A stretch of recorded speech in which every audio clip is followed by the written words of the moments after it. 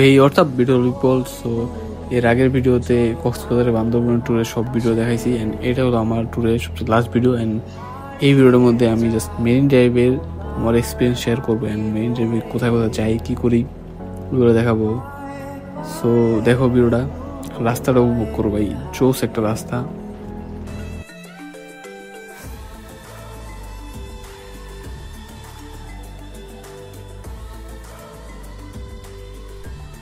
ভাই এখানের ভিউটা দেখে দেখো, এক পাশে পাহাড় আর এই পাশে আবার নদী না সরি সমুদ্র, আর মাঝখানে এত সুন্দর একটা রাস্তা। মানে কক্সবাজারের আমার কাছে বেস্ট ভিউ। এখানে ঝাউবন দেখা যাইতেছে, এখানে একটু দাঁড়ায় ছবি তুলে চলো।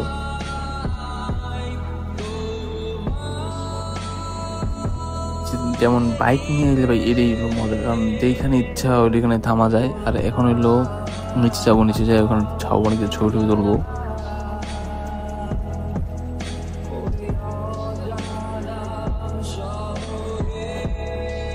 তো এইখানে এখন আমরা বিচে নামবো না, জাস্ট এখানে ঝাউবনটি আছে, তো এইখানে কিছু ছবি টবি তুলবো। অ্যান্ড তার চাইতে বড় কথা ভাই দেখো বিচটার দিকে দেখো, এখানে মানুষজন আসে না, কিন্তু তারপরও বিচের মধ্যে কি পরিমাণে ময়লা।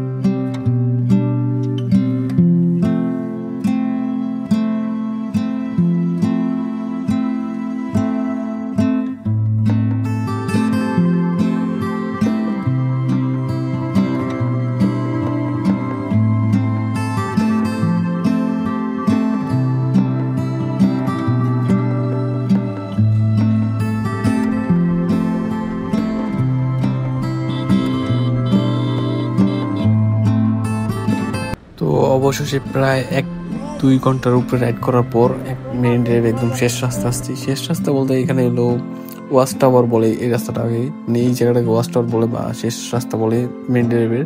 কিন্তু আমি এখানে আসার পরে জানছি যে এখান থেকে আরও অনেক দূর যাওয়া যায়, ওইখানে যেতে আরও 5-10 মিনিট লাগে, একদম শেষ সমুদ্র পারে, একদম রাস্তা শেষ সমুদ্র।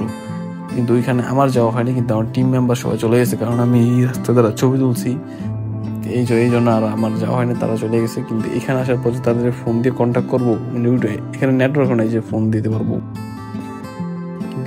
কিন্তু এই জায়গাটা আমার থেকে চাইতে আমার কাছে ভালোই লাগছে। আর এখানে কিছু স্থানীয় ফটোগ্রাফার আছে, তো ওদের সাথে কথাবার্তা বললাম, একটু আড্ডা দিলাম, টুকটাক ভালোই এখানে আধা ঘন্টা 1 ঘন্টা মতো ছিলাম। দেন আবার আস্তে আস্তে করে মুভ করছি এখান থেকে। তো এই ভিডিওটা বেশি মেনলি এত বড় না, ছোটখাটো ভিডিও, বাট এটা আমার ট্যুরের লাস্ট ভিডিও। অ্যান্ড এখন থেকে আরও কন্টিনিউ ভিডিও করবো। So do like, comment, share এবং সাবস্ক্রাইব মাই ইউটিউব চ্যানেল।